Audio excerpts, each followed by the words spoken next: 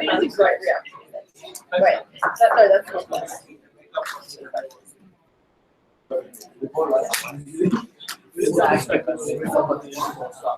Yeah. Yeah. I can go black. Yeah. They had a Yeah. I just like it was Peter off actually. Yeah. But I didn't think it was on. But I think it's big enough to take the best. Yes. Yeah.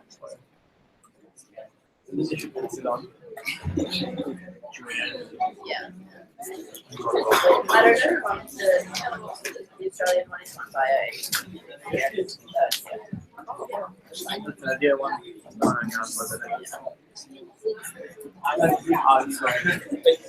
So let's go. Can we come out?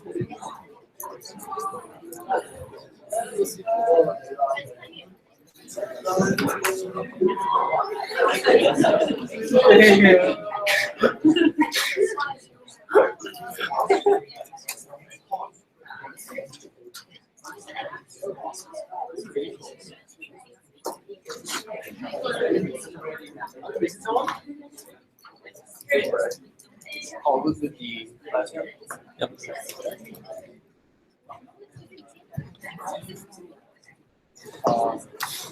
Should be okay.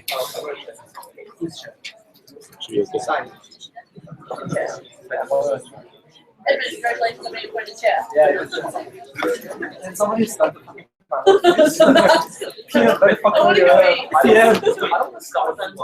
Okay. All right, guys. Welcome everybody to Clock Grand Finals 2016.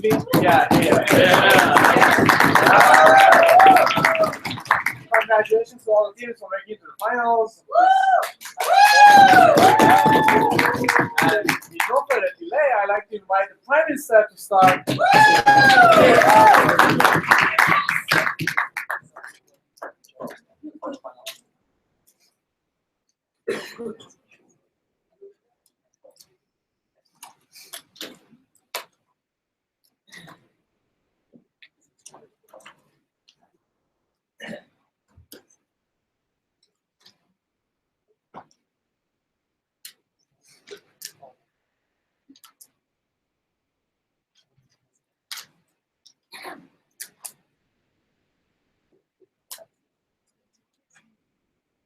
I want to start with a common philosophy joke. How often do moral philosophers call their great minds? So, I think it's kind of moral. Whether knowing moral philosophy makes you a more moral person. Most of us would say keeping in touch with family, the people who raised us, these are more or less unquestionably good things. But yet, at the same time, recognize that the people who are most exposed to this of thinking about what is right and what is wrong may not necessarily, find the time or find that their own actions are more right. Okay. First, I want to set up the debate. Take a little look at why public discourse and morality matters, and I don't want to return to that again. I guess, deal with this uncomfortably meta aspect of the debate. Because obviously, in this debate, all 4 teams will be doing what? Opening up with beliefs we ought not do, which is to say, discuss philosophy, discuss morality using a philosophical framework, right? And to an extent, taking any position on morality is a philosophical position. So that's an uncomfortable irony this debate is going to have to sit with. But what we think is that the framework for you for discussing these things is probably quite bad. My speech will discuss why the results of that framework are poor ones, because moral theories are. Yeah, sure. So what exactly is your kind of the alternative okay. without philosophy? I will get to that right in my speech, so just listen to that when it happens. But the point here is I want to get past this whole meta stage, right? Like we're using philosophy in order to debate why we shouldn't talk about philosophy. I think that's going to lead to something better, because I'm pretty sure at the end of this debate, no one's going to agree about which moral philosophy is the best one, and that's probably quite important when it comes to something as important as public discourse of morality. Because the stakes of this debate are huge. Public discourse of morality shapes the way in which we think about what is right and what is wrong. So, in other words, it shapes the way in which we can tell other people that they ought to do something, rather than them doing something purely out of self-interest and entertainment, and so on and so forth. So, at stake is the whole edifice of how we tell people why they ought to do things. That's the moral stakes, as opposed to a moral philosophy-based approach.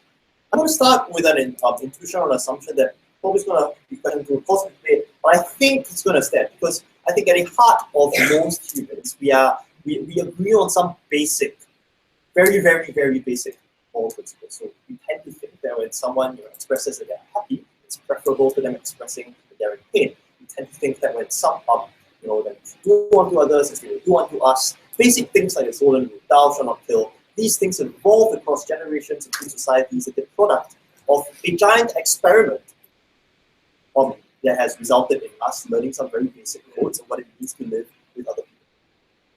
Now, obviously, everything on top of that, while these differs, but I think these are some basic premises that we can determine. Moral intuitions about community, sometimes bound up with religious ones. I think the cores of most religious principles are things like be kind to your neighbor. Obviously, on top of that, religions had a whole bunch of social political stuff that they try to give a moral character.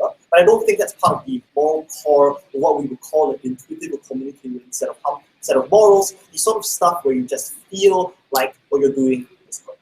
That's, I think, what we work with for. Anything else would be doing moral philosophy, so we obviously wouldn't be able to prefer it by the words of emotion. What then are moral philosophies? I think, firstly, it's important to note that they are moral philosophy. Most people don't care very much for or understand philosophy. So framing morality publicly in terms of philosophy already has an effect that turns people away from thinking about morality or caring about morality. Why is that? Philosophy is seen as elite, product of the academy, product of old white people, and so on and so forth. Framing what you ought to do on a daily basis in terms of the high moral stakes of some academic philosophers who can't be bothered even to agree what they ought to recommend to you. No, it's probably something that makes morality more open to rejection by everyday people, which is to say, when you philosophize at people in terms of what they ought to do, they're less likely to do that thing or to care about morality in the first place. It's the worst possible outcome that can happen on their side of the house when people move away, not just from their base moral intuitions, but reject morality altogether and trend towards an amoral, law of the jungle, might make right kind of version of the world. But two, the message itself is condescending. Because the message is to talk down to you, that the philosophers tell you what you should do, and therefore you should do it. People don't like being talked down to. And so the means of communication, that of moral philosophy, is itself, regardless of its content, something that turns people away from its content. So it's a lousy means they never succeed if the content works. But let's look at the content of moral philosophy now, and let's show why all of it is poor. Now, we recognize that the framework of thinking of moral philosophy, so to be able to compare moral ideas, probably will exist to some degree. But the point here is that framework needs necessarily to the development also of the theories within that framework. You can't really separate one from the other. So even though we're going to lose the ability to compare which moral intuition is better than another moral intuition, we're willing to trade that off against ditching the whole bunch of theories that lead us down poor roads. No, okay. I'm going to briefly bifurcate, I guess, moral philosophy of metaphysics. One is kind of the school that believes of moral error theorists, moral nihilists, people who believe that there's no ultimate answer to what is the correct action to take in sports streets. No, you take it pure. Right. So, moral error theorists, if you follow down this path, you end up back at the stage of moral intuitions that compete with each other with no ability to decide which is correct, because that is the point of moral error theory. You can't decide between these different moral principles. But the problem here is you give a pseudo-intellectual veneer to cultural relativism and moral relativism, which means it's worse than if you had just arrived at these intuitive conclusions without giving a rational basis for it. But the second bit of moral theory, and I think Bulk we're going to engage with, is worse, because these are the rational grand theories of morality. One, they're totalizing, which is to say, they have massive moral stakes. If you think you've rationally arrived upon the way in which everyone should act, then you will want to compel everyone to act in that way. That leads to a huge risk of overreach. Because not only are these theories products of dominant cultural milieu, the power in which they are invested means that people can often, in the mistaken belief that they are correct, lead people lead people behind them towards terrible consequences. Generally, how things like communism come to occur, because the massively high moral stakes. But two, Amartya Sen says, in general, we should go for incremental increases in the good rather than searching for the perfect good. Which is to say, if you imagine yourself like on a mountain range, with the highest peak being heaven, and you on a slope, you should always try to just seek to creep upwards rather than to find the most perfect mountain. Why is that? Because of the many competing moral theories out there, it's incredibly unlikely that you're going to just statistically find upon the correct one, which means that attempting to foment revolution in terms of moral theory by going down the hill, likely, statistically, leads to a worse outcome. So I'm just going to elaborate what that all means in the real world. The real very, very powerful.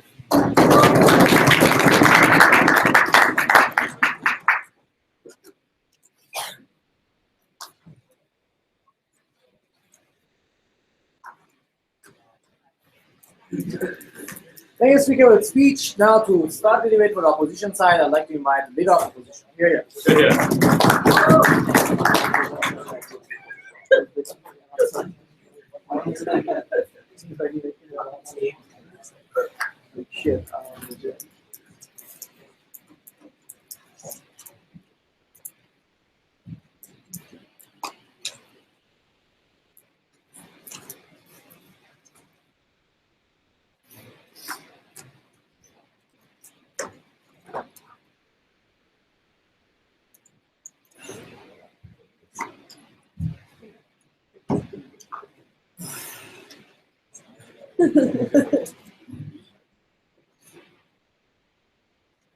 Mr. Chair, I've always wanted to have a debate about the data.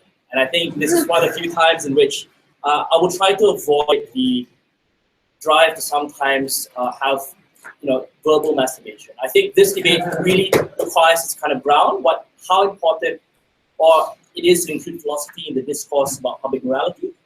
And I think the burden from opening government is to reject philosophy entirely as a basis, not the basis, ladies and gentlemen. So the only thing that our bench really have to do is we say that philosophy can be used and should be used as a basis for people to talk about, to incorporate within the discussion about what stage or what people should do, but also what society should really do. Like how do we deal with the various amounts of different cultures that are out there, and how do we guide this very same decisions, right? So my substantive would be twofold, be very simple. Why not whatever it is they're proposing, because we're still not quite sure what it is. But secondly, why philosophy? Like, why should philosophy be be one of the bases for public discourse? But before that, I have 3 rebuttals to make.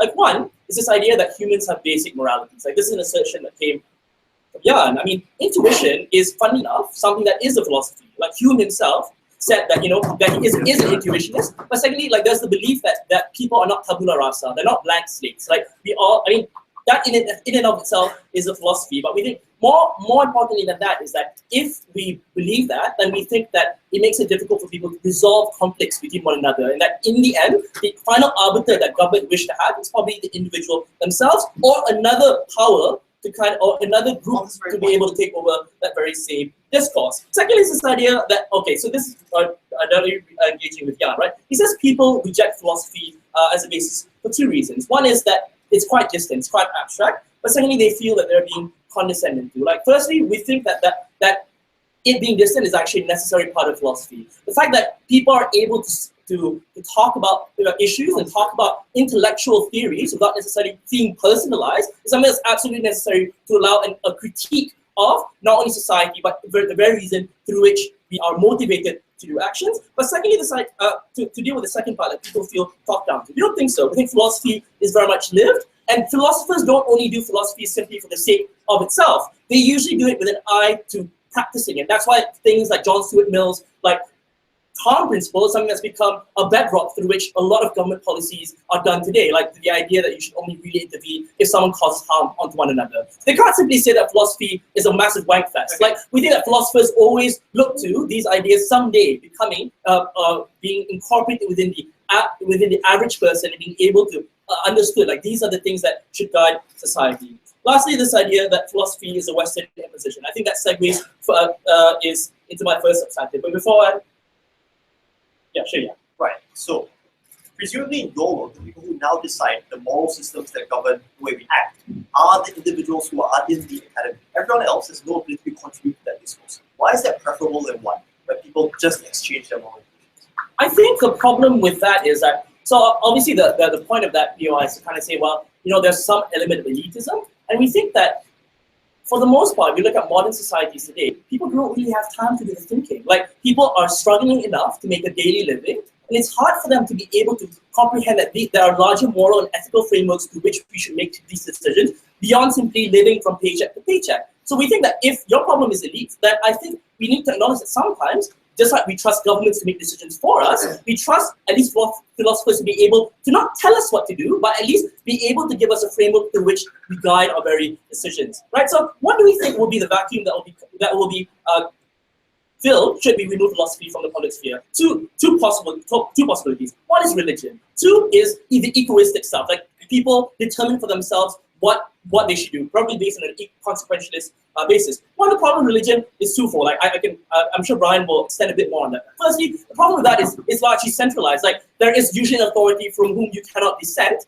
and usually you cannot change. You cannot, like, if there are internal absurdities within that religion, it's very hard for you to reform it, because by reforming it, you're admitting that the very basis of the legitimacy of that religion is wrong. But secondly, it's dogmatic, because there's a personal attachment to it. So it's hard for you to, again, change without questioning that very legitimacy. But also, its legitimacy is based on the concept that there should be no one else questioning, and individuals do not get to decide. It is a higher authority to do so. What's the second problem then? Like, the alternative then is that the self determines what is morality or what we should do, our actions. The question then becomes is, in the sphere of public actions and public goods, who gets to determine that? Because and the problem with this debate and why it's really meta is, who gets to finally determine, or who gets to resolve conflicts between individual wants versus what social needs are? What they would argue is that, I mean, there are two alternatives to that. Like, one, you would either be a nihilist, because you would say that nothing is real, therefore it's all right for me to do consequences onto others. But two is to say that hedonism, which is like, I'm okay because,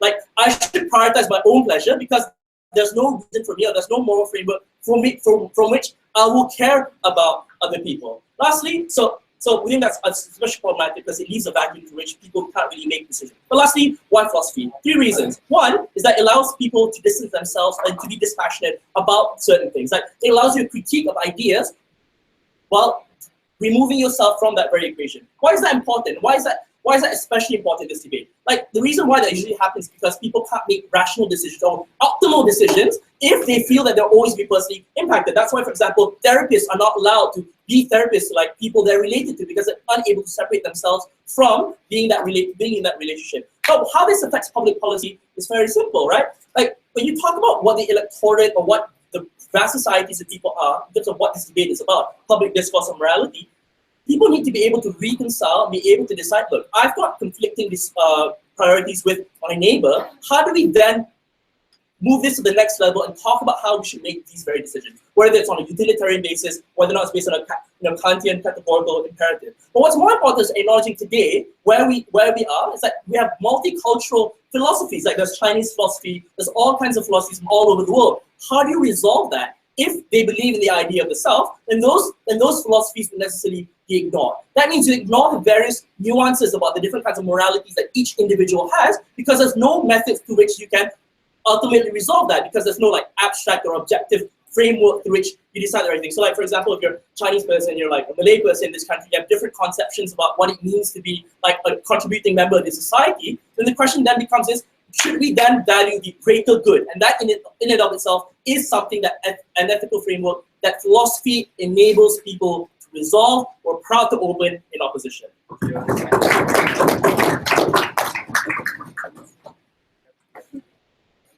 Thank you, Maketab, for the speech. Now I'd like to invite Deputy Fund. Yeah.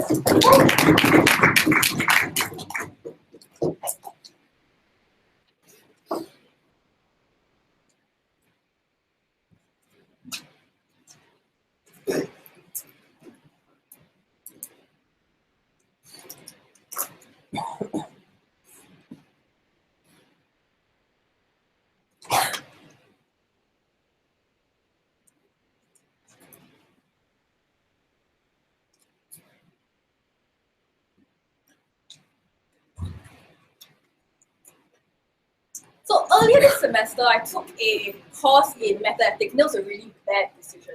I like to think of myself as pretty smart, but I didn't get anything that was happening there. And what's more important and more frustrating is that when I was trying to write those essays about meta ethics, I realized that what they were quibbling about were actually really stupid things. It had no application to my life whatsoever. I couldn't actually understand what's going on. There were WhatsApp groups that were blowing up saying we're going to fail this mod. And more importantly, at the end of everything, my teacher and professor told me, actually I hate mathematics because there's no answer to the question. That is the problem, panel. Let's understand what exactly they're fighting for. Because in the beginning, we thought they were going to talk about philosophy in the public discourse of morality. But after listening to Maketab's speech, it seems to me that she wants to fight for philosopher's kingdom, where the people who are philosophers can fight it out with one another and write essays like, hey, I'm Ira and I'm better than you because you're an idiot. And like, that's going to create public discourse and public policy. We don't think that works. I think they were largely ignorant of a lot of things that Jan told you about. The first thing, obviously, I think the most practical thing I want to talk about, because Jan loves setup stuff, is the optics of philosophy. Why is this the case? Firstly, for you to be able to get people to subscribe to your idea of philosophy in the first place, you need the acquiescence and buy-in of individuals on the ground. Oftentimes, this means that if the things that you are talking about, even if they might be intellectually rigorous in a way that I just don't understand, if they go against the moral intuitions of the individuals on the ground, you're not going to get the kind of support and policy that you wanted in the first place. And the reason why it's incredibly likely to happen is because moral philosophy is incredibly prescriptive. They tell you that this is the correct way to do something, and it is unquestioning that this is the objective truth of the world. People don't like to be told that the way things, the way they live their life is something that is wrong. Or you antagonize with individuals in a way that is systemic and that you cannot actually you cannot actually solve for. Secondly, we think it is alienating. It is created in order to be totalitarian. So what you do right now is that you create a system in which is rejected in a totalitarian manner as a whole. What then is the alternative to this particular idea of philosophy? I think it was pretty clear in Jan's speech when he told you that this is a non-controversial thing, right? Humans in general are not genetically modeled to be evil. We're not genetically created to only want to care for ourselves. If you look at the history of individuals, even in places where academia doesn't exist, people tend towards communitarianism and respect for their fellow man, generally because we are actually just animals and we're generally empathetic and like to live in a social environment. That is the reason why, despite the fact that philosophy doesn't really enter the sphere of public discourse, you still get people fighting for their fellow men, like the LGBTQ, for instance, or other minorities, because that empathy is something that exists. That means that the counterfactual to the world in which philosophy prescribes you a moral stick to things that are correct is that individuals empathize with one another and see their morality and intuition as something that can be negotiated with, that can be malleable, and the way that they interact with society as a large is in a way where they recognize that their morality can be subjective. There's no correct answer.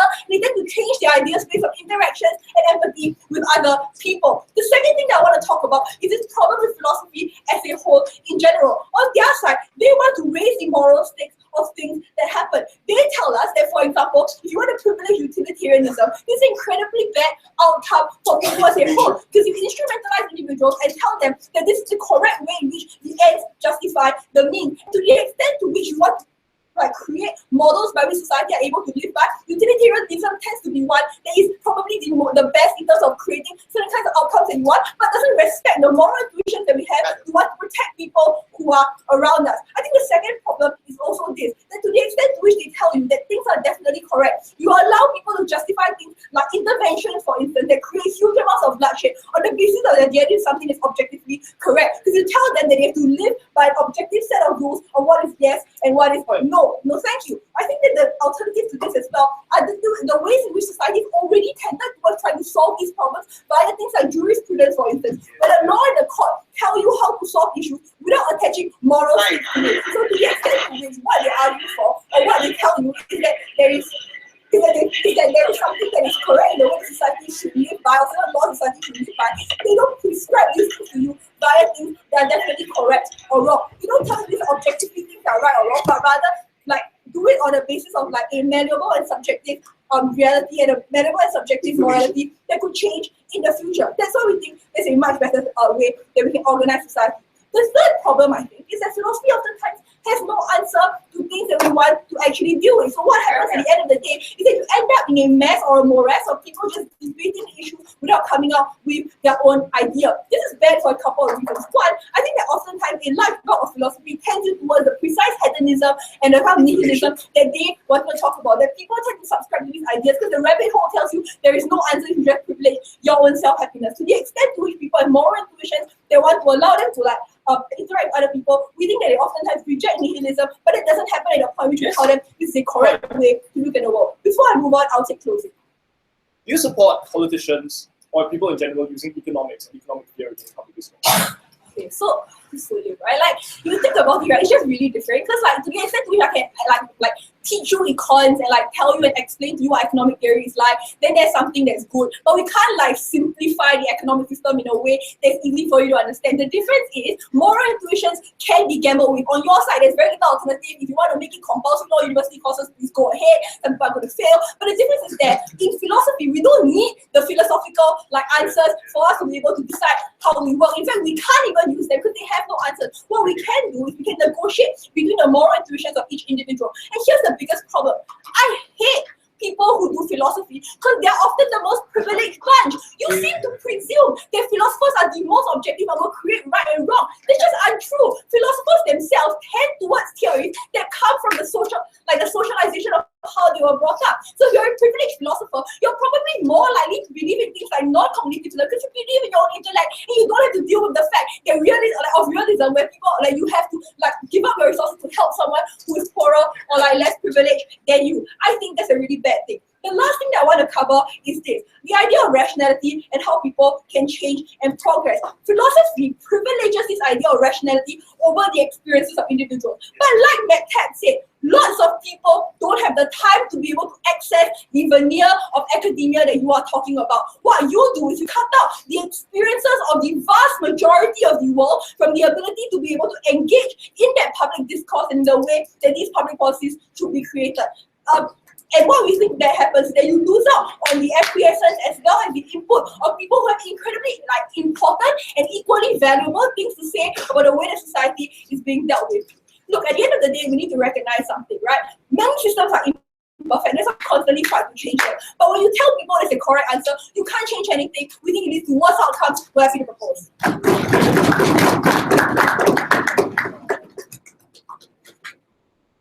Thank you very much.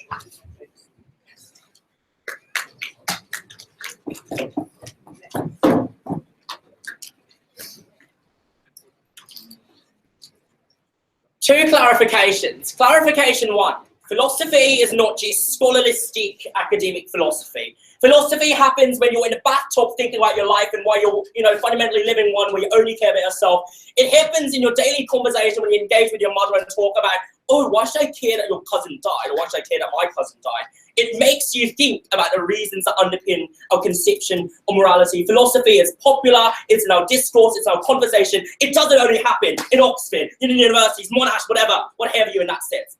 Clarification two. We're not here to prove moral absolutism. We're here to prove and here to show that the concept of philosophizing has actually made things more pluralistic and more diverse, in the sense that people are more happy to accept the fact that others may have different reasons to believe their beliefs, but necessarily thinking you're wrong or you're awfully bad. I have two things to talk about. One, why people are more motivated to talk about and think about ethics on our side. Second of all, why people would be more engaged in general, and the entire material from Maketab about the counterfactual we never engaged with, I'm going to defend as well. Let's start with the reaction.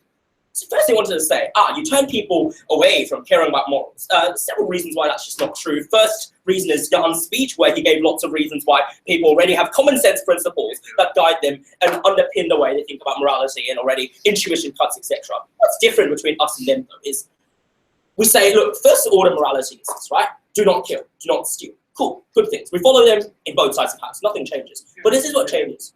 What if do not steal and do not kill? You choose between them. Now, on their side of the house, they'll be like, intuition. Oh, intuition. Do not steal, do not kill. I don't know what to do. But philosophy provides with a dialectical method to break it down and weigh things up. Maybe you do it through consequentialism, where you go like, which side causes more utility damages in general? Or maybe you do it through Kantianism, which is, can I caveat this maxim or this rule to make sure that they don't conflict? But philosophy gives you a tool to process these intuitional conflicts that they can't offer to you on your side. The second layer to note on that is this. What they are saying effectively, at the very best case scenario, by the way, never justify why intuitionism is the counterfactual, but I'm going to bite bullet because they didn't do it Maketab anyway. Look, if I debate in intuitions, this is what manifests it. Boo! That's my reaction to something that's bad. Yay! That's my reaction to something that's good. But I can't literally debate when I go boo and you say yay, and I say boo it again, because intuitions itself is not something that's debatable or fundamentally contestable, right? The nature in intuition is that there's no objective fit or there's no debatability, because if I'm like, I'm sad, and you're like, I'm happy, there's no conflict. But if I go like, I'm sad in reaction to something because of the reason in philosophy, and you go like, I disagree with your reason, that's where you create a room for conflict and disagreement. They might say disagreement is bad. We say it is a good thing on three things. One, because most moral disagreements when entering the sphere of philosophy can be resolved through reasonable disagreements and weighing up of things. CF debating, right? The fact that we can get a call and adjudication in the very end means that we have the ability to assess and weigh up things without resorting to pure intuition, because in judging, you wouldn't be like, my intuition says they want full stop. But instead you'd be like, look, I have all of these reasons, but through the dialectical method of debating, I posit that F1 or beaten it because of these reasons, D9. Third thing to note, look, recognize here that like philosophy is just not an elitist institution. I'm talking about trolley problem memes. Has anyone liked them, by the way?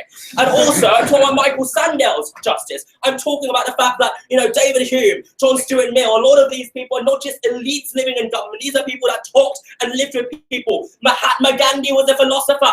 The Buddha himself was a philosopher who spread the vision of philosophy to people and engaged with it. We're not here to defend some sort of elitist conception of philosophy that you wank off to at home. That's just a really bad counterfactual. D9.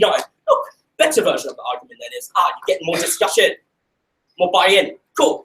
Three things about why we exclusively provide more incentives for debate in general when you have philosophization. Number one, because look, it's really hard to motivate yourself to debate about ethics and morality when literally the way you see it is intuition they have different intuition, full stop. You can't really debate intuition because it's like sadness or happiness, right? It's a thick thing or a thick content. That means it's not open to questioning in that respect. But philosophy transforms these statements or emotions that you have into objective reasons or non-personalized reasons. So where you say, I have these statements or propositions about the world I believe are true.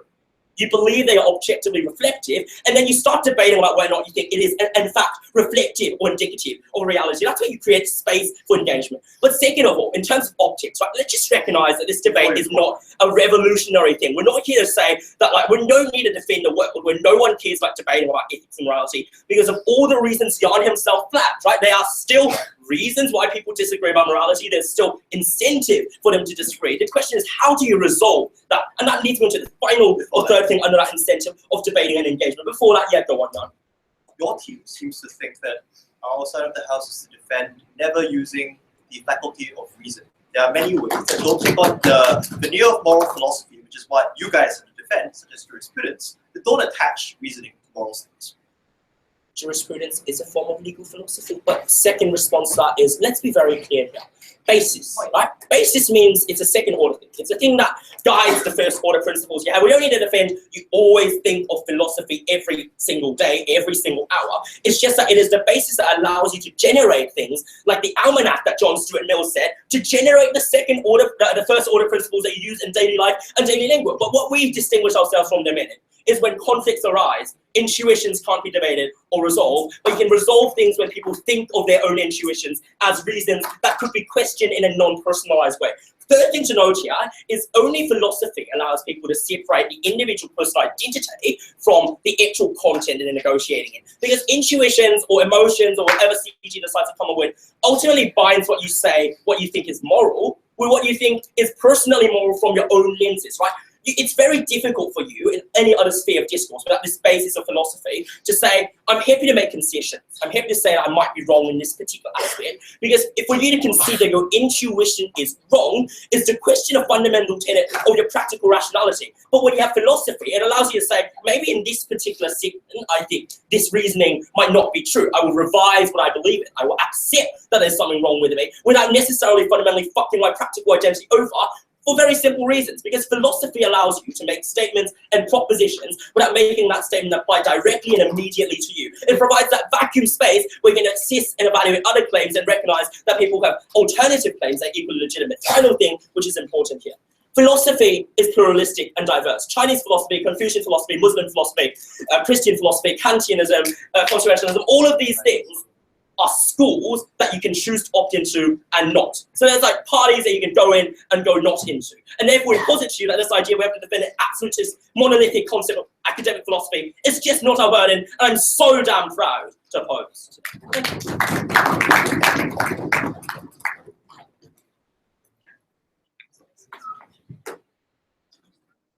Thank you, speaker, for your speech. Now I'd like to call upon member of parliament. Yeah.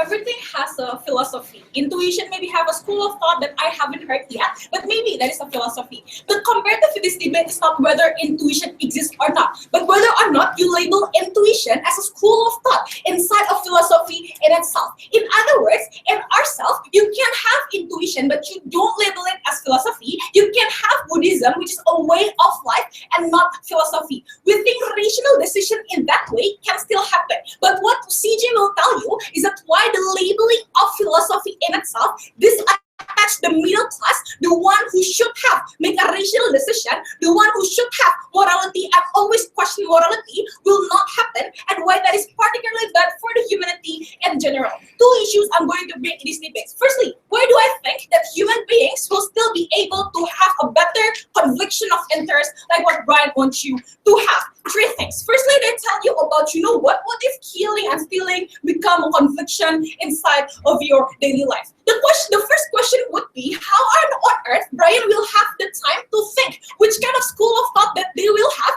that he should follow the moment when you are being perceived of the option of killing and stealing. This is a very snap reaction. At the very best case scenario, you either have like whatever, 3 seconds or like 4 seconds. We're not sure what is the effectivity of you having a rational decision in that only snap reaction at the end of the day. And how that's first, but secondly, how then like you make sure everyone have that same rationality. But secondly, at the end, note that even though you choose a school of thought in the case of killing and stealing, you will still either kill and you will still either steal. What does it tell you? Under their side, what will happen is that you will always justify your action as something that is right. Because you refer back to the school of thought and you say that, you know what, this could be right of stealing, this could be right of killing, and it will be fine. What does it tell you? You're going to be escaped from the bad feeling that you should have inside of the status quo, either when you steal or you kill. What is the difference under our world? We think when you kill, and when you steal, whatever, you steal and kill, you should feel guilty to some extent. And that is the essence of what humanity should be. They should be reflective on their own action, and they should not escape on what do they think is the right thing or not. Because regardless, skilling and stealing is the bad thing in the status quo. We think in order for you to have a reflective society like what Maketab want can only happen if you do not justify yourself, and that can only happen if you stop referring yourself with any school of thought that exists inside of the status quo. Second layer in this contribution, when they tell to you, you know what, you can be personalized, guys, because that is an irrational decision. Mr. Madam Chair, we think that personalization of your decision is a rational act of you as an individual. We think when you have problem, for example, as a middle class, for example, and then you have a problem whether or not you should give to a beggar, for example, referring to a trolley problem over that like particular dilemma is irrational. Because firstly, it doesn't touch to what issue you're talking about, but secondly, most likely it is going to be useless anyway.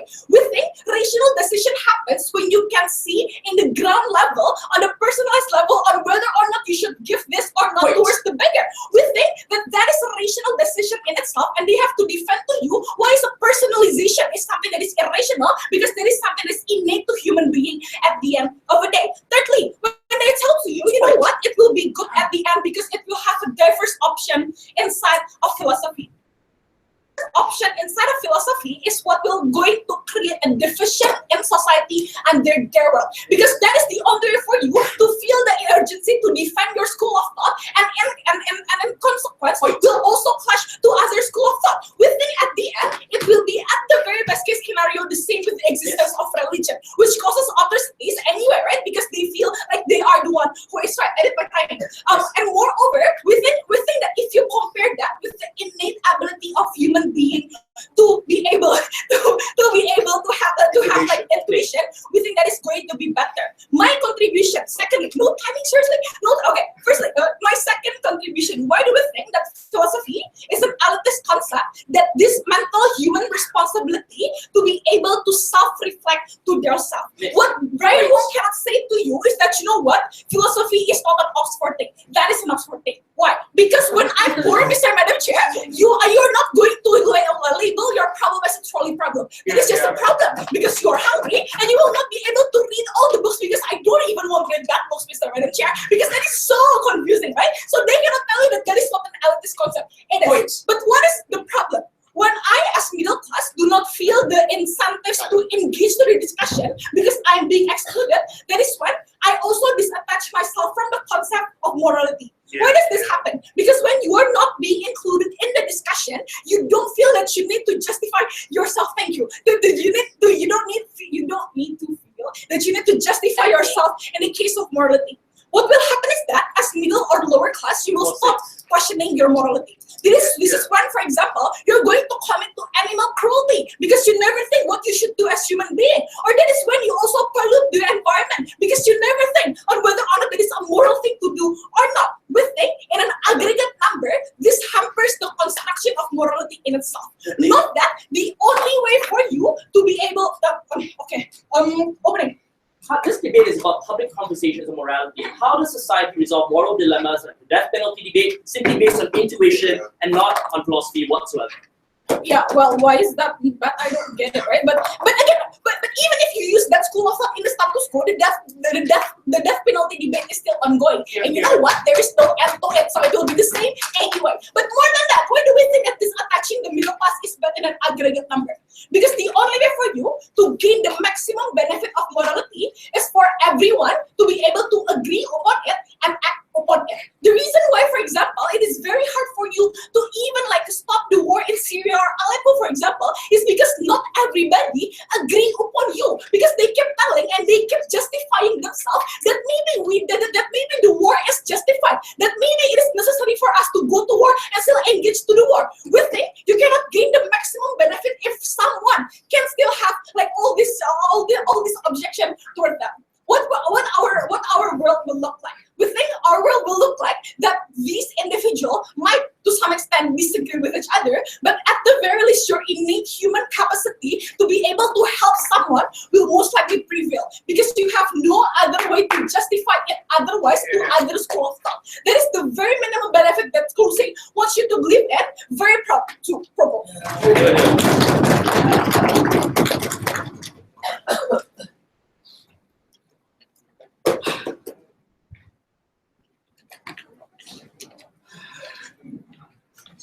Alright, thank you. Speaker with speech now, like about number of questions.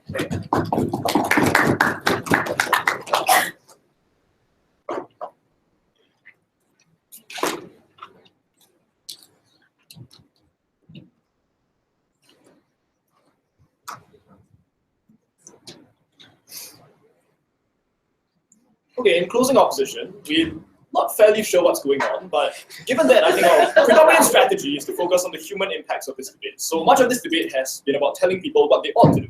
What we think is equally important is to grant people an understanding of why they ought to do it and allow these convictions to be challenged and debated. We put to you that philosophy and discourse tends towards accessibility and helps people therefore find meaning in their own lives and find meaning in their own moral intuitions. A number of points in extension. Philosophy tends towards accessibility when it's put in the public sphere. This will clash directly with closing government's material about why philosophy is necessarily alienating. Secondly, that it helps people find meaning in life. And last of all, it makes society favor objectively good ideas above bad ones. But before that, some rebuttal. They said it is important that people continue to feel guilty because this is the base moral intuition that we should all subscribe to. First of all, we're not saying that people should completely discard their moral intuitions. We think that critically, philosophy allows us to decide how we should weigh up these competing moral desires. Not all decisions are as black and white as killing someone, which we think that most philosophies offer a very clear answer to whether or not you should do. Often, philosophy involves questions like, as a policymaker, should I take an action that will cost more or potentially kill more people? For example, to judge this, we need a system of moral philosophy to evaluate these conflicting intuitions within us. Moreover, we put to you that guilt as a whole is a bad basis for moral actions. Often, guilt and your personal moral intuitions means you do things like privilege the suffering of people who are more proximate to you. For example, your moral intuitions and your sense of guilt will probably make you care more about your neighbor Bob who got retrenched over the need for like a Muslim economic migrant to come to America, even though philosophically speaking, these might be equally important. It might mean that guilt privileges you to favor war with Assad because he looks more like a bad man to you without considering the actual norms of international politics and whatnot that should happen. So we think that guilt as a whole is a terrible way for people to make moral decisions in the public sphere. What we need is a system of rational moral philosophy to adjudicate these different claims. First extension, number one, philosophy, when it goes into the public sphere of public discourse, tends towards accessibility. Let's be very clear. Who talks about philosophy in the public? We don't see bearded moral philosophers coming up on television and telling us this is why you need to believe that intentionalism is correct. What we see is that when discussing philosophy in the public sphere, it is introduced by politicians, policymakers, and bureaucrats, and a simplification of beliefs that nevertheless preserve the essence of the moral debate. When Barack Obama wants to pass a policy based on a certain jurisprudential principle, he doesn't get someone like Peter Singer to come on stage to explain that moral position. Rather, he has an incentive to simplify this idea and explain it in terms that nevertheless preserve the moral essence of the concept, but in terms that ordinary people can understand. Like, for example, we want to create the greatest good for the greatest number.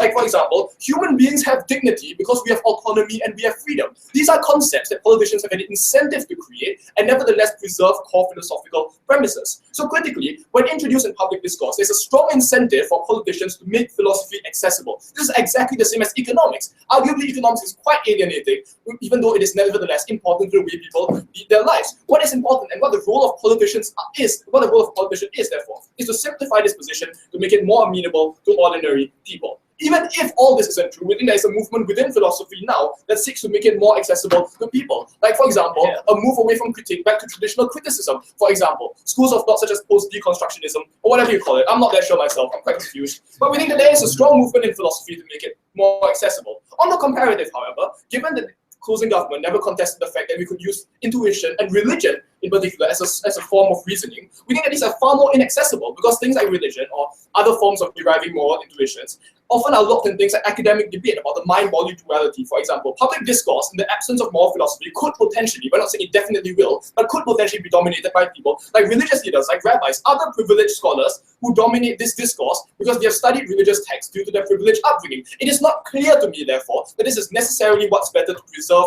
the middle class's interest and to demolish privilege. So thank you. Second point of extension, that this grants people a sense of moral fulfillment and a meaning in life. We think that a large part of deriving fulfillment from life and my sense of self is understanding why I should behave a certain way. We think that we can easily follow rules set on us by other people, by our religion, or even our own desires, but that doesn't give me a sense of grounding, a sense of fulfillment about why I understand I should live in one way or the other. What is important is that we grant people with a system or a set of beliefs that allow them to come to terms to justify their own intuitions and justify why they are supposed to adopt one intuition above the other. In the past, people just took instructions, whatever they thought God told them. We think that while this is while this is a potentially justifiable school of thought, what is important is that people start challenging these convictions, especially in an atheistic world. The process of negotiating what we feel and who we should listen to in a moment is very, very important. Whether or not, for example, we support a naturalist conception of rights, or whether or not we support a more utilitarian view. Yes? Given the buffet of moral philosophies that exists out there, don't you think that someone who feels justified in each and every one of his convictions and actions has the potential to do far more danger, especially if he gets other people to also agree with it? Yes, but we think that the unique value of public discourse and public debate is that it allows these views to be challenged in a manner that is inclusionary and doesn't segregate beliefs out or doesn't caveat beliefs out just because they do not cohere with our moral convictions or cohere with our religious beliefs. So that's our answer to you. So, okay, we think that there's value to having your beliefs challenged by other people and therefore having to find justifications for them. Because it isn't this natural process that people find meaning in life and cease to be moral agents that do whatever an external party like God or like your moral intentions tells them to do. Moreover, we think this grants people more autonomy to change their moral beliefs because now they are not grounded purely based on intuition but on a rational process. We are not saying there's no space for emotion in the public sphere. Let's be very clear. We think the value of emotion and intuition is to indicate the intensity of preferences that individuals have, which is in turn adjudicated by philosophy. So we think that emotion and intuition can still have value in public discourse to signal the nature and intensity of various people's moral preferences, because as opening pointed out, these intuitions can differ. This gives information to ourselves and to policymakers about what other people's preferences are to make a better and more informed decision on our own. So that's what we think the role of intuition is. We think that it has to be guided by a framework that involves moral philosophy. Last point of extension, then a system that rejects moral philosophy allows parity between objectively bad ideas and good ones. We think that public discourse that operates on the presumption that basic moral intuition is necessarily correct, or basis or premise is undisputed, creates an ideological parity between good ideas and bad ones. Ideas that we can objectively consider bad. Things like exclusionary opinions rooted in deeply conservative religious beliefs, views that are based on a sexist framework of the world. Rejecting philosophy as a whole means that we, as the liberal world, no longer have any real basis or ability to criticize these views in a persuasive manner. Meaning that people still listen to some extent to moral philosophy and its justifications, but rejecting philosophy and expunging it from the public sphere means that we completely cede power to rhetoric, to people's appeals to base desires. We think this creates a public discourse that is far more toxic and privileges majorities and races. We think this is terrible. So because we help people find meaning in life, even though we might not quite understand philosophy ourselves, we're very proud to stand in closing up.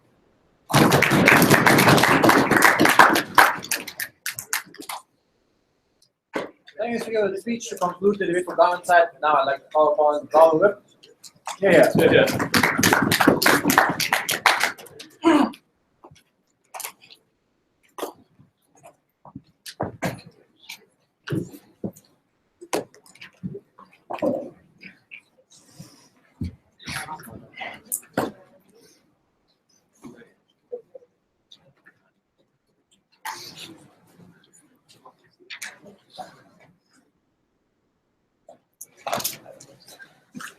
Some people will never just credit that much. Many have some affirmative actions in Australia. Some people will purpose.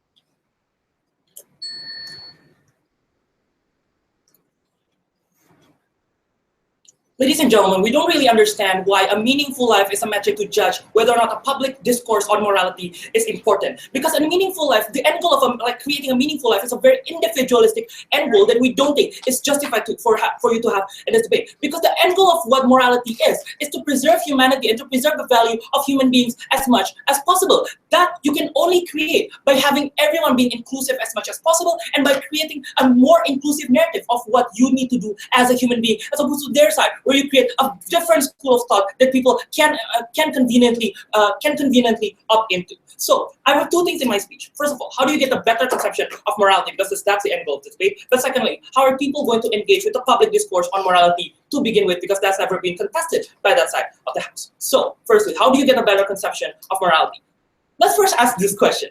What does humanity and morality really need to begin with? It's not like question like whether or not I can push this fat person in order to get the maximum benefit. It's not the concept of someone is more important than the other, that's why I need to save that one other person. But it's a singular view and singular innate view of what humanity really is. That is intuition, empathy, and probably survivability, because we as human beings would like to survive in the real world, ladies and gentlemen. But the end goal of that is to decrease damages to humanity as much as possible, because we believe that we as a species live here to share the single value of what being a human being really is. That cannot happen if you have philosophy on that side of the house, because public discourse of morality needs an end goal. We've already shown to you why philosophy doesn't create this, because the best thing that philosophy can do is give you a food for thought whether or not this is moral for you to do, ladies and gentlemen. Then you can justify whether or not killing 1% is better than killing 5% or otherwise, ladies and gentlemen. This means that there's no end goal of giving a philosophy to begin with under that side of the house. But worst things, ladies and gentlemen, is that you have conflicting ideas inside of philosophy's school of thought. This means like things like deontology versus utilitarianism. But the problem under their side is that you can justify both of those schools of thought at the same time. That means that under their side of the house, the debate about death penalty on whether or not it is moral can never end, because you can justify both means. But what we need to have under our side of the house from closing government is to an end goal for all of this public discourse on morality. That can only happen if you have a singular viewpoint. And worse, they say that but you have different school of thoughts, like Confucianism, Kantian, and etc. That is worse, right? Because you create segregating different view of morality in different cultures. That means that in some cultures there's something that is being valued more than other cultures. We say that as humanity and as the progression of morality in general, that is bad, because then every other human beings in this world don't have a single conception of viewpoint. What do you want to have and what do you want to protect? That's precisely the argument that we have already shown to you on how it's going to protect the people who needs morality the most. It is going to protect the people who needs the public discourse the most, ladies and gentlemen. Then they say, you know what, but we need to have everything. We need this as a guideline in order for us to know whether or not it's costly to go to Syria or not. But we don't think that you need philosophy to calculate that going to Syria or probably going to Syria is going to stop further atrocities. That's just logic. That's not philosophy, ladies and gentlemen. I think you can have that even without this like philosophy school of thought. But then I say, you know what? Then you have a neighboring preference because you only want to help your neighbor because you don't want some guilt. But we say that that is a concept that is justified by philosophy because you want the survivability of your community more than others, right? That is a concept that is justified. And if at the end more people and humanity as a whole gets more harm, you cannot justify that under our side of the house by intuition and survivability of human being as a whole. You cannot create desegregation under our side of the house as well, ladies and gentlemen. So the guilt under our side of the house doesn't get fulfilled by you helping your neighbor, but it's by helping the large number of people as much as possible, ladies and gentlemen. They can say, but it's utilitarianism. Yeah, but the point is, we don't want to label that as a utilitarian thing. We want to label that as a humane thing to do, ladies and gentlemen. That's the problem under their side of the house, because once you label it as a utilitarian thing, there's another conflicting ideas that can justify anti-utilitarianism, ladies and gentlemen. That's what we don't want under closing government exclusively. But then, you know what they said, like closing opposition said, but economic theory is alien, but economic theory already exists as well, and that is alienating, ladies and gentlemen. Economic theory has an end goal. Like quantitative easing has an end goal that is probably bad or good, we don't know, but it has an end goal. And it's relatable to the current context of situation, ladies and gentlemen, because like probably Japan is QE, probably they're not. But the second thing to notice is that politicians make policies, not theories to society. So it's probably going to be relatable anywhere, like economic policies and such. But then they say, you can challenge that inside of like this public discourse on morality. But like what OO said, you cannot challenge that because these diverse viewpoints doesn't have any right or wrong, ladies and gentlemen. All viewpoints are right in this instance, and therefore each of these other viewpoints cannot be challenged. So if one singular viewpoint, one school of thought already believe in one singular viewpoint, most likely they're not going to change that viewpoint at all. That is the worst thing that happens in the public discourse because you don't get anywhere before it. So, compare. Is it easier for you to engage in a setting where there are multiple reasons that you can weigh up in a context, reasons can be weighed, versus you shouting and tossing intuitions at each other? Compare. Yeah, but under our side, you don't eliminate reasons at all. We are human beings. We don't need philosophy in order to reason. That's why debaters are not equals to philosophers, because we can think even without having Bryan Wong or having like this or having this like multiple Facebook posts that has philosophy in it, ladies and gentlemen. We believe that only under our side of the house do we create a more diverse sets of thought, because precisely philosophy is no longer the basis of our is no longer the basis of our public discourse. But that doesn't mean that you cannot reason. That doesn't mean that Bryan cannot say that this is a utilitarian thing to do. They can still do that, but other people can have different multiple thoughts as well. But why is this important? Because of the second issue, how are people going to engage with public discourse? They say things like accessibility, ladies and gentlemen. We've already told you consistently why this labeling of philosophy in itself distance people from having to want to engage to begin with. But the worst thing is that philosophy, most often time than not, creates a distance But that distance is not only like linguistic distance or what, but philosophy often imagines that everyone lives in a very like not privileged, but in a very rational state of mind, in a very perfect state of mind. Trolley problems exist because everyone sees these people as valued the same way, ladies and gentlemen. This doesn't agree with the context that is currently happening. The war in Syria, for example, or the plight of the poor people that receives different contexts for each and different scenarios. That is why you need to have a singular viewpoint of morality, not the different school of thoughts that is provided by philosophy at the end of the day. But lastly, about rationality, they say that people cannot make a rational decision. Rationality is the concept that is justified by philosophy to begin with. In order for you to get the perfect point of rationality, you need to contextualize that rationality in each and different point of your life. You need to differentiate that with the context and different personalization of that story. That's why when you don't have that privilege and most rational, perfect decision, you get the most rational viewpoint and rational morality out of it. And that's why we took this debate.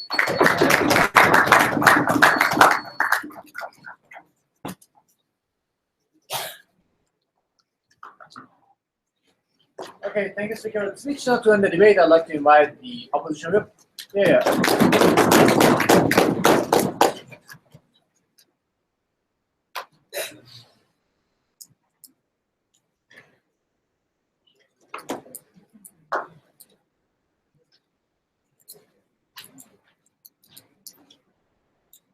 I'm probably less confused than after this, so it does serve us well that I'm going to conclude this argument. I'm going to look at it in two very simple areas. First, what we ought to do, and second, why we ought to do it. And I think that probably sums up what morality is about and our quest for morality. First, what we ought to do. So what's the answer we heard from closing government? The answer we heard was that we need to be informed by our guilt. So when we feel guilty about something, we know that's wrong, and we shouldn't do it in the future. We need to be humane, which is what our government whip said. And he also mentioned that we need a single school of thought. The problem, however, is that moral intuitions, while they may be a single school of thought, may not result in a single answer. What do I mean by this? I mean that I might not feel guilty discriminating against an ethnic minority. I might not feel guilty when I don't hire a person just because she's female. I suggest that guilt is not a measure by which we can therefore adjudicate what we ought to.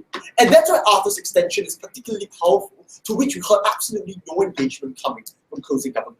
Because this extension was that we hinder our progress towards a better society at the point at which we use moral intuitions as a means to guide our progress. What do we see? Well, thank you. We talk about racism, about sexism, how they are able to spread when you can merely say, that is what I intuited to necessarily be true. I intuited them to be less than human. I intuited them to be people who don't deserve equal rights. And it's very right for them to say these are people who are most vulnerable. These are people who are the least vocal. And at that point, we believe it's important, therefore, to divorce moral intuition from this sort of illogical means of creating society. We need some sort of discussion. We need move towards a focal point where we can create a society that is equal. And interestingly, we have. So they might like to say that philosophy is also confusing, so difficult to come to consensus. But ironically, over so many years of discussion, we actually have sort of reached a conversion. So what we are seeing is utilitarianism, for example, with Peter Singer, moving towards a more humane approach. With Kant, intentionalism had the humanity quotient as well. We're increasingly moving towards a society that says, philosophy says, everyone should be treated equally, everyone should have autonomy. Compare this to moral intuitions where it is far more unclear. So we are turning the tables here. After the extension proves to you that their side is the one that is far more confusing than the world of philosophy, which tells you everyone should have equal rights. So unless they believe that people shouldn't have equal rights, thank you, ma'am, we think we create a better society via the negotiation that philosophy allows for. They claim that we trade off the ability to adjudicate between moral intuitions, and that's exactly the reason why only our side can create that better society. And to respond to closing government who really wants an end goal, that's it. We create a society that's inclusive because we understand the philosophies that undergird us. Whether I'm a utilitarian, whether Arthur is an intentionalist, we can all agree people should have autonomy and people should have rights. We couldn't agree if we just use our moral intuitions. That's what we ought to do. Second area, why we ought to do it. And here's a bigger area where we extended a lot more as well. First, we need to understand why we ought to do something. And one big part of that is accessibility. Well, thank you. So both OG and CG forwarded a few lines about why philosophy is quite inaccessible, talking about academia, talking about the middle class. We gave a parallel of economics, and we think it actually shows a lot more similarities that they would like to denounce. They claim that there's a differentiation or a dichotomy between policy and theory. That's not necessarily true, and that's why perhaps only CEO really understands what this debate is about. Ironically, right? That it is often these theories in philosophy that translate into policy. And there is no real differentiation between policy and theory. If you believe killing is okay, then you're going to see a law that says killing is okay. Well, thank you. And that is why theories often are not divorced, even in economics or even in philosophy, from the policies that actually put into place. Philosophy informs policy, economics informs policy. If they believe economics is any clearer than philosophy is, then I believe they've got it all wrong. Because it's not strictly free market, it's not strictly communist, and economic policy isn't yet. We're still generally able to understand why this could potentially be a good thing. And the reason is because when you trust something into the public sphere, accessibility becomes less of a concern because people in power, as they rightfully put, might dictate philosophy, have an incentive to convince people to their side. But moral intuitions are not like that. Why is a society governed by moral intuitions going to be like, no thank you, both of you? It's going to be like this. A politician goes up and says, oh well, I can't really convince you because you're going to judge based on your moral intuition. So just vote based on whatever you think was the correct political party anyway. The only way we can encourage accessibility in philosophy, which undergirds both why we ought to do things and what we ought to do, is to make sure we thrust it into the public sphere, and it needs to be a basis for all our discussions about morality. And that's why philosophy fundamentally cannot be extricated from policy and recreate a kind of accessibility, the unique extension Arthur brought to you, but once again, really missed out by closing government. I'll accept closing. Yeah, best case, if everyone can understand this philosophy, philosophize morality, people are going to justify all of their action, whether or not it's actually moral or not. Why is that a perfect outcome under your side? I mean, the difference really then boils down to whether or not you even bother justifying it. If you can just say that's my moral intuition and not justify it, then the differentiation probably favors our side. Because both sides will have different schools of thought. Both sides will have different intuitions or different theories, depending on which side you adopt. The only difference is we get some sort of rational discourse, we get discussions, which will eventually translate into a broad consensus on policy. You're not going to get a consensus with intuition, guys. You are going to get a consensus when some people can say, okay, I guess this doesn't cohere with my moral philosophy, but I guess I could give some leeway in creating this policy. It's different from intuition. We create tangible change and haven't proven any of that from their side, no mechanism whatsoever. No thank you. Last, we talk about meaning in life. We talk about why it's important. And the reason for this is that we may agree that it's a deadlock between whether or not intuition or moral philosophy is better to determine what we ought to do. But at a deeper level, why we ought to do it very often isn't given to us by moral intuition. In fact, moral intuition suggests that we should just follow whatever we feel. But why should we follow it? Why is whatever we initially thought of a rule? Is it because of evolution? Is it because God told us so? Is it because of nature? There is no way in which we can understand why we ought to do something unless we turn to moral philosophy. But here's what's interesting about the search for meaning. The search for meaning is an end goal in itself. I know this sounds a bit fluffy, but bear with me for a moment. Very often, we might not be able to find meaning in life. We might want to say this necessarily is the case. God certainly exists. But very often, our search for meaning, our willingness to take a leap of faith, to say that I've considered many options, and perhaps this is what I find to be meaningful in life. This is what I find to be the way in which I should guide my decisions. And that's what makes life important to all of us. That's what makes life special. Because we can say that we've considered various moral philosophies, and we have found out that this is what we believe to undergird our day-to-day decisions. This is what we believe undergirds moral intuitions on their side, or moral philosophies on our side. And this is why we ought to do something is particularly important, and Arthur's extension really holds water here, because that's what gives us meaning. We live in a world of conflict and uncertainty, where we follow the rules and try to do what we feel to be good. And yet it's devoid of meaning and place. Philosophy tells us not only what we ought to do, but why we ought to do it. That gives us meaning, and that makes us special. We stand firmly in closing opposition. Thank you, everybody. Please continue shake hands. We leave this room to our